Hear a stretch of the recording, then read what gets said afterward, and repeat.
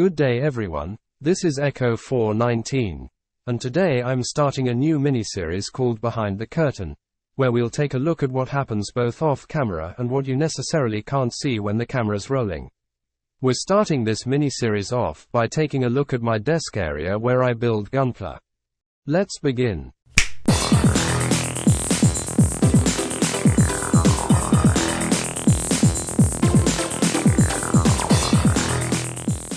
The desk I use is a gaming desk made by Atlantic. I got it from a friend, and I don't have a model number or any other information about it. On top of the central shelf I have my 3 Banshee statues. Underneath is where I keep my motorized rotating display stand when it is not in use. Directly on top of my desk is an A3 cutting mat. I keep it blue side up because I like how it looks instead of the green side. I've got a box of clips and wooden dowels. These are used for parts that are ready to be painted. They're stored on the bottom racks over on the far right side of my desk. Directly above the wooden dowels I store my blue tack. A few racks above the blue tack is the green stuff putty, which proves to be very handy in many projects. Between the central shelf and the racks on the far right I keep a box of plastic spoons. Plastic spoons are great for seeing how your paints will look prior to applying them to your model kits. Next to the box of spoons I keep my parts saw. On top of my motorized rotating display stand is where I keep a roll of masking tape. Underneath the central shelf I keep other items, such as Tamiya black panel liner, Tamiya extra thin cement, a jar of paint thinner, a box of toothpicks, and some Craggle and other super glue. I use various nail files of different grit. Nail files are a good choice because not only are they disposable, but they're also cheap. They can be picked up locally from most stores or even ordered online. I keep these files at the far edge of the cutting mat. A digital vernier caliper is a very useful tool for taking precise measurements. The digital vernier caliper is kept at the far left corner of the desk. The Gundam coffee mug is used to store tools and equipment that I readily need for building models.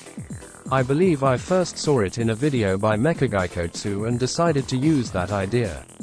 In it I store a full set of paintbrushes, a single fine grit and rough grit file, and a parts buffer, some paint pipettes, a couple of fine-tipped permanent markers, a display glass file, parts scriber, tweezers, hobby knife, pointy tip down for safety, and finally, God hand nippers. I also keep a 2-tray storage box underneath the desk with other tools and equipment that I either do not need as often, or do not have any other storage for. Opening up the storage box, you can see how I have like items sorted with like items.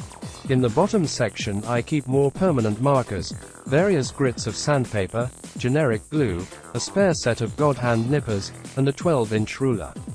The ruler is great for measuring all those freedom fractions. Also in the bottom section are a junk set of generic nippers, another parts buffer, a spare hobby knife of higher quality, good quality spare hobby knife blades, a tube of plastic putty, and an electric nail file. In the middle section are parts separators, drill bits, a hand drill, various tweezers, a folding multi-tool utility knife, generic glue, and cotton swabs.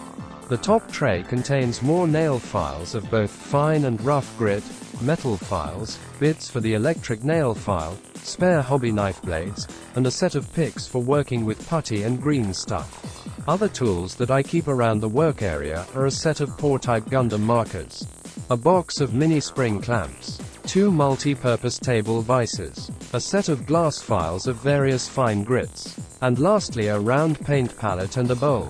The bowl may not be able to hold liquid anymore due to some cracks and chips, but it can hold both spare parts and parts that are currently being used in a project. That's all for this video. Thanks for watching, and I'll see you all next time. DJ, play my outro.